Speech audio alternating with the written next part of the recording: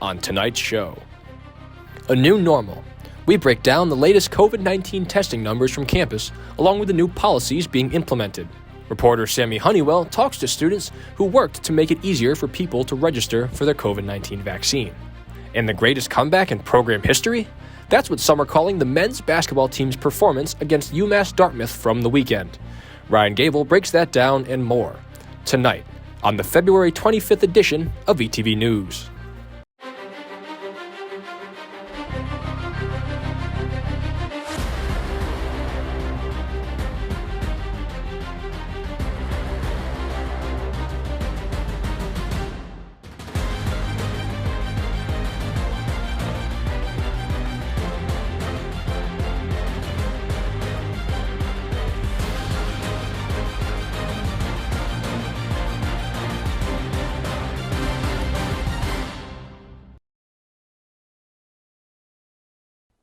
Good evening, everyone. I'm Connor O'Malley. Thank you so much for joining us.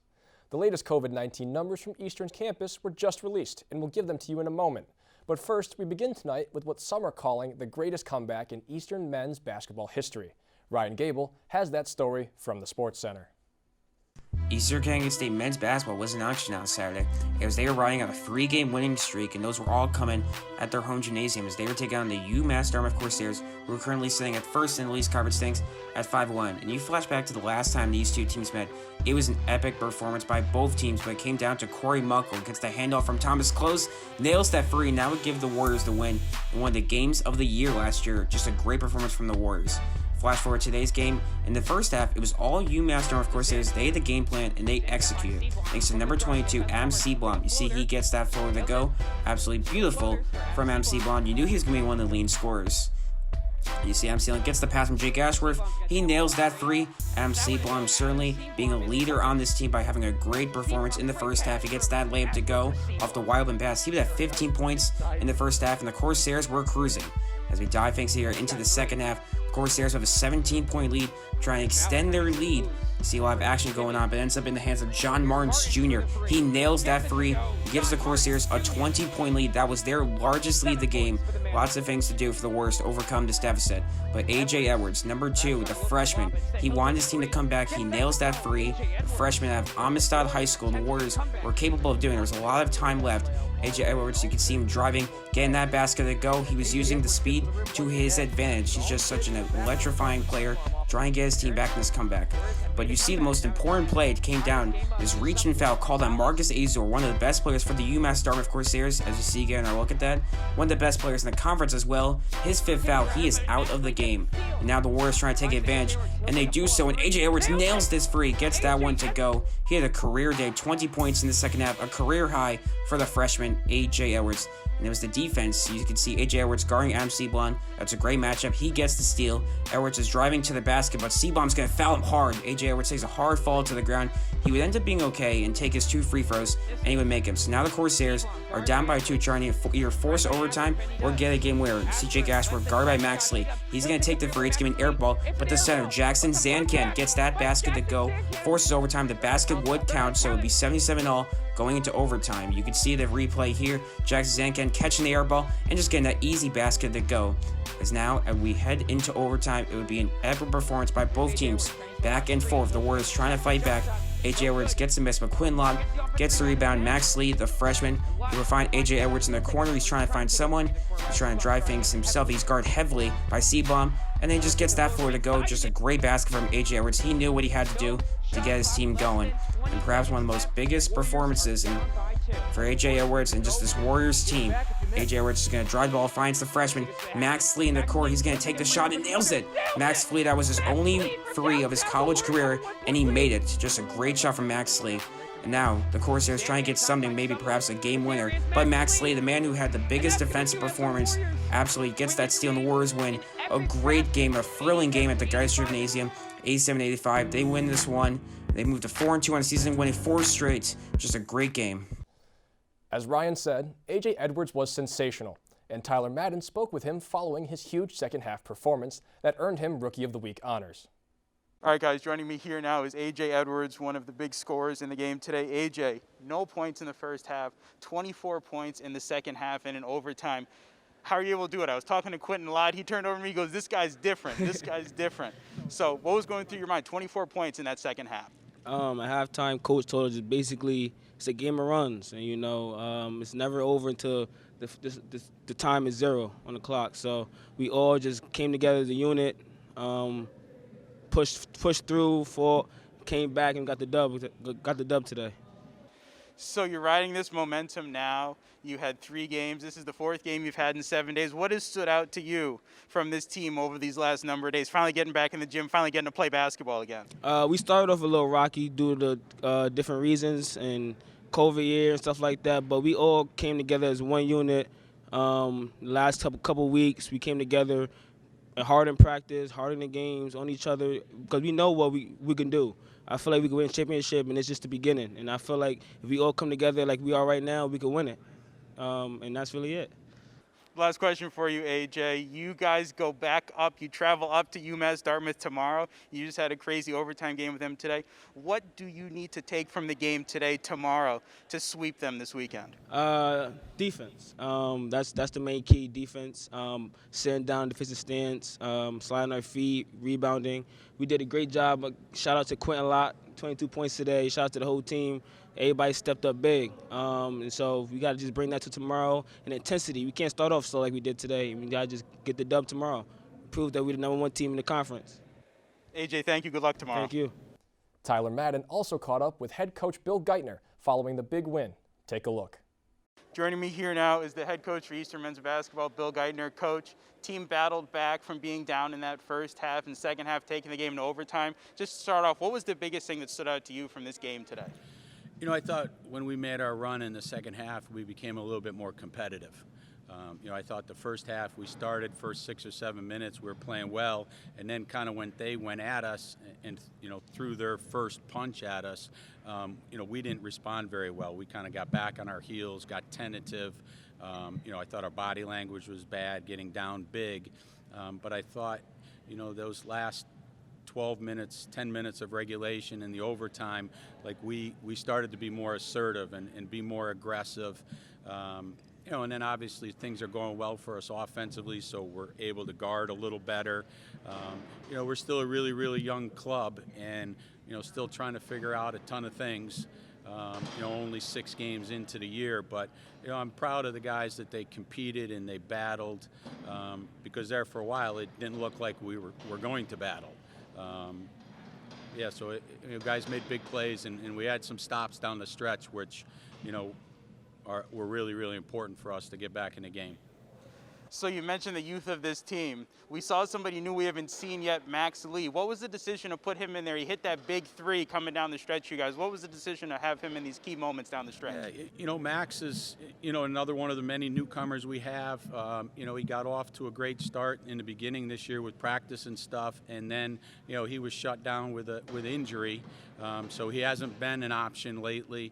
And, we decided to kind of go big when we had Rakesh and Q out there. We needed to give Corey a rest because he had been playing so much. And with the game tomorrow, Max has been working hard and deserved an opportunity. And, I thought as well as, knocking down the 3, he had a couple big steals, created some turnovers for us on the defensive end. So, the things that we preach, it's, next man up. And, I think Max has worked extremely hard and, deserved his shot today. And it was great to see, things work out for him and for us. 2 more questions for you, Coach. AJ Edwards, no points in the first half, 24 points the second half in overtime. What has impressed you most about his play over these last few days and today? AJ is a really competitive guy. I thought when he came back in, I thought the first half he came back in and just, wasn't into the flow of things. Whether he's getting adjusted to, coming off the bench, it's a different role for him.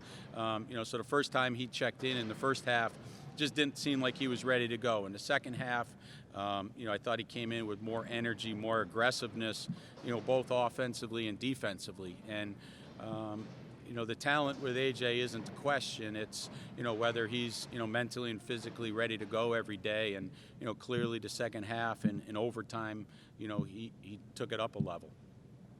this game today, I was only imagining what it'd be like if we were able to have fans here, how the gym would have been. How great does it finally feel to be back out here playing basketball here at home in this new normal that we all are living in now? You know, it's awesome. You know, the kids have made so many sacrifices, and, you know, just happy to see them out playing the game that they love. You know, and clearly, you're absolutely right. I mean, the craziness that would have been going on in here in Geisler if, you know, students and fans were able to be here. You know, but that's what it's all about this year. It's our guys creating their own energy and own passion for the game. So happy to be playing because there's so many that aren't playing in these tough times. Coach, thank you for the time and good luck tomorrow. All right, thanks a lot. We'll have a report on Eastern's most recent home game against rival Keene State later on in the show. Now to the coronavirus here on campus. There have been some changes to the testing policy this semester, with the most noticeable one being that each residential student is tested once a week, along with testing being available to anyone on campus who needs it, a change from last semester, where the testing was done at random and only for residential students. The new numbers are released each Tuesday. The numbers from this week show that 1,384 residential students were tested, with only one of those tests coming back positive. 2 commuter students also tested positive from the on-campus tests, and in total, 5,337 tests have been performed on residential students since the semester began at the end of January. A lot of numbers to digest, and of course, everyone is reminded to wear a mask, maintain social distancing, and report any positive cases to Sandra Rozak at rozaks@easternct.edu. Governor Ned Lamont announced that Connecticut will continue to take an age-based approach to administering the COVID-19 vaccine starting on Monday. The age of range will expand to those 55 to 64 years of age. Here in Willimantic, Wyndham Hospital is one of the many locations giving out the vaccine to healthcare personnel, essential workers, and anyone currently 65 and older. If you are eligible, please visit Hartford's healthcare website, mychartplus.org, to set up an appointment. And on the next edition of ETV News, reporter Megan Selensky speaks with someone who has gotten the COVID-19 vaccine to get a first-hand account of the experience. The process of registering for a COVID-19 vaccine appointment can be difficult, especially for people who aren't used to the technology that's being used. ETV News' Sammy Honeywell spoke with some students here at Eastern who are working to make that task a little bit easier. Starting February 11th, Connecticut residents over 65 began their registration for the COVID-19 vaccine. Although this exciting news brought hope to many, it also added a lot of confusion. With obstacles to the website, it was soon realized that most of the 65 and over crew found it extremely difficult to register on VAMS. Eastern students created a website with detailed instructions on how to register. You know, your generation is tech savvy and grew up with social media, and a lot of the seniors haven't, The idea actually came from Sue Starkey, the director of the Northeast District Department of Health. She came to us because she was having trouble, or in general, the state of Connecticut, they're having trouble registering for VAMS. These students major in Eastern's nationally recognized Business Information Systems program. These thorough directions include both written instructions and video tutorials to choose from. It was a huge project. So we actually delegated certain tasks to certain individuals who we deemed suitable. We started like late December, early January, and we completed the project just under a month. Okay. Another primary goal the team had was to make their website accessible to the Spanish-speaking population of Connecticut. Senior Luis Serrano spent most of his time perfecting the translation. These students are not only receiving appreciation from the community, but also from many other news outlets as well. NBC Connecticut, ABC8, and many radio stations have also interviewed these students. I'm really happy for the department because the department I know with like COVID and stuff probably was struggling a little bit, and this can really kind of shed a light on what the BIS department is really capable of. Although it may seem that their job is complete, these Eastern students are still working every day to make sure that their website is up to date for Connecticut residents. Reporting for ETV News, I'm Sammy Honeywell. When we come back, we'll take you to the newest work on display in the Fine Arts Center. We'll be right back. Why should young people care about the spread of coronavirus? Well, we know that people with underlying medical conditions over the age of 60 are at highest risk, but they've got to get it from somebody. So we're asking everyone to be selfless for others so that we can protect those who are most susceptible. Not going to bars, not going to restaurants. It all just means physical separation so that you have a space between you and others For more information on how you can social distance, please go to coronavirus.gov.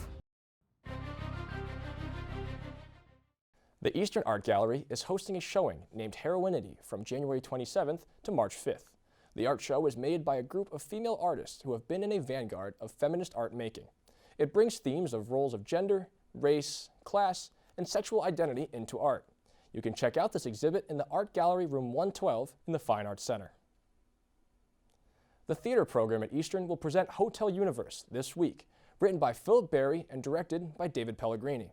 The play experimented with theatrical form in depicting a group of young Americans on holiday confronting their greatest fears. The production has been filmed and is available to watch on the Eastern website. On Wednesday, Eastern Center for Internship and Career Development office hosted a virtual career prep day.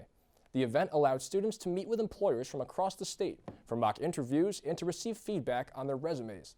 The CICD is offering another career prep day on March 25th.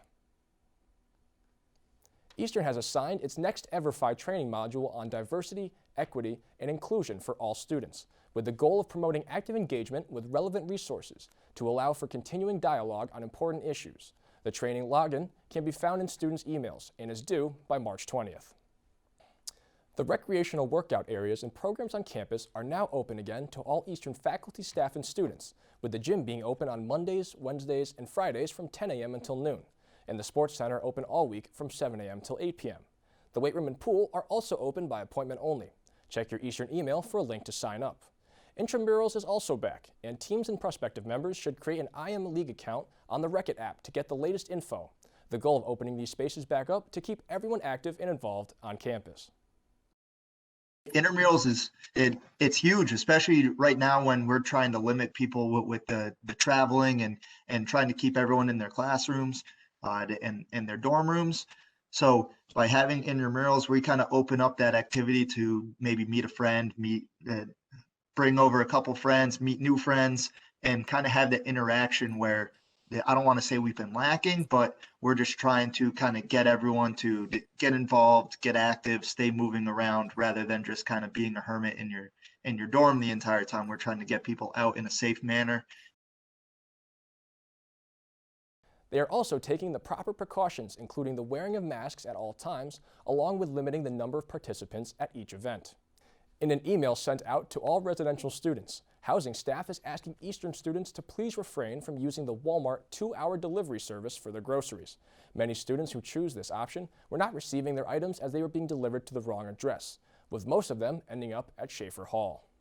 For any student struggling with food insecurity, Sean's Cupboard is now open for the spring semester. Located at the Night House behind Winthrop Hall, Sean's Cupboard is an on-campus food pantry. The cupboard is open for appointment only. To make one, head to your Eastern email for the link to schedule a pickup time, and a volunteer will place the food order outside the front door. When we come back, the ETV Sports crew will recap the men's basketball team's final home game of the regular season against rival Keene State. We'll be right back. When I first saw Turtle, my heart was full. Now I'm anything but lonely. We have this deep connection, this heart connection. He just wants to be close to you and part of your life. Every day with Turtle is a perfect day. When I'm holding her, it makes me feel calmer. I think everything he does shows how much he loves us. When we adopt a shelter pet, we discover they're a little bit of a lot of things. But they're all pure love.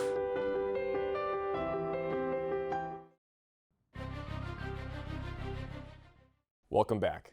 Let's send it right on over to Jarrett Soltis and Ryan Gable for a recap on the Eastern men's basketball team's battle with conference rivals, the Keene State Owls.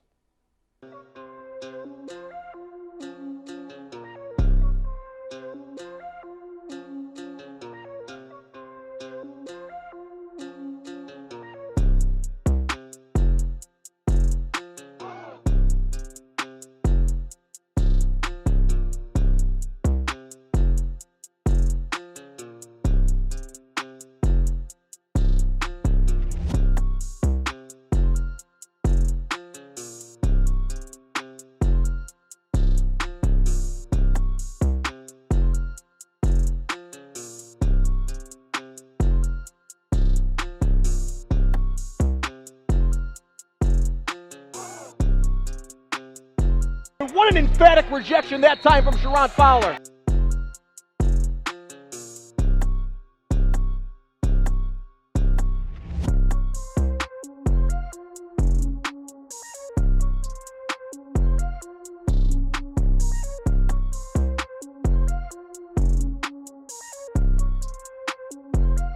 Now he's going to pull a three. He puts it up. Oh, and he puts it in. A.J. Edwards with a three to tie things up.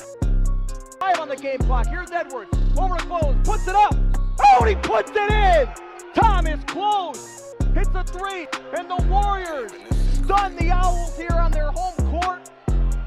Now is A.J. Edwards. A.J. finished with 24 points today. You were named Rookie of the Week at the beginning of this week. What was working so well for you today on the offensive side of the ball? I was knocking down shots. In the pick and roll, Q was setting great screens. I was able to feed my other teammates, Tom, Corey, Reese, just the whole team. We was all able to hit shots, stuff like that, and that's really what started it all. When I'm able to drive to the paint, kick it out to my teammates and get them started, and that's really what we preach in practice, what we preach in the locker room, everything. Get everybody involved, everybody going to eat. I got to ask you about that shot you hit to force overtime. Talk to me about that play. The play wasn't even designed for me, but I seen how number 4 on King State, Nate, he's a great player. He was guarding me, and how they went. And so when Corey set the screen, his man would never hedge or nothing. So I seen the open opportunity, and I took the shot. And coach believed in me to take the shot. And I went in. Thank God.